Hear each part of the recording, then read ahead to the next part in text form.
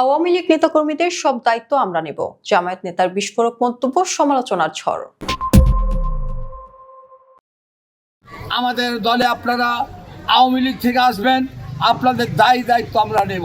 জেলখানা, নবাবগঞ্জ থানা, যে কোনো দায়িত্ব আমরা নিব ইনশাআল্লাহ। আপনারা আওয়ামী লীগ থেকে জামাতে জয়েন করেন, আপনাদের দায়িত্ব সেই নেব। জামাত হিসেবে এগুলা জামাতি মনে করেন না, এখন শক্তিশালী জামাত।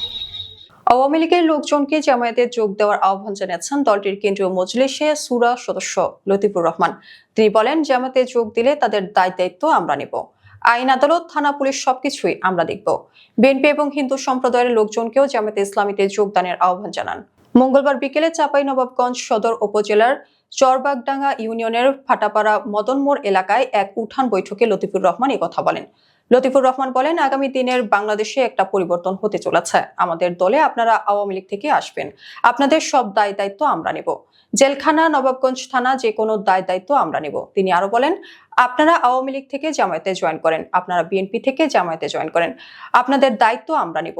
জামায়াতকে আইগলা জামায়াত মনে করিয়েন না, এখানকার জামায়াত অনেক শক্তিশালী। তিনি বলেন, আল্লাহর দল ছাড়া মানুষের গড়া দল করা যাবে না। আমার কথা নয়, কোরআনের কথা। কি কথা ঠিক আছে?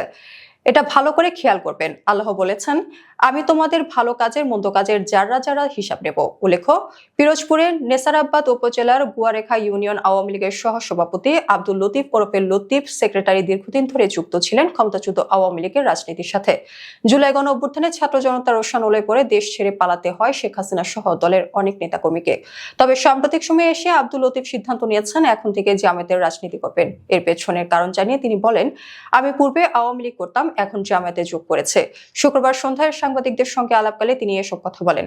আব্দুল লতিফ বলেন, আওয়ামী লীগ এখন চাঁদাবাজ ও সন্ত্রাসীদের দলে পরিণত হচ্ছে, তাই আমি বাংলাদেশ জামায়াতে ইসলামীতে যোগ দিয়েছে।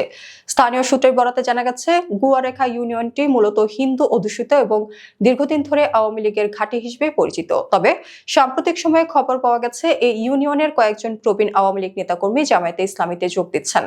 গুয়ারেখা ইউনিয়ন জামায়াতের সেক্রেটারি মোহাম্মদ মহিবুল্লাহ বলেন, আমাদের ইউনিয়নে জামায়াতের অবস্থান দিন দিন শক্তিশালী হচ্ছে। অনেকে আমাদের দলে যোগ দিতে আগ্রহী, তবে যাচাই বাছাইয়ের পরই সদস্যপদ দেওয়া হয়। এলাকা হিন্দু অধ্যুষিত হলেও অনেক সম্ভ্রান্ত হিন্দু নাগরিকও আমাদের সঙ্গে সম্পৃক্ত হচ্ছেন। তিনি আরো জানান, আব্দুল লতিফ সেক্রেটারি দলের প্রাথমিক সদস্য ফরম পূরণ করেছে।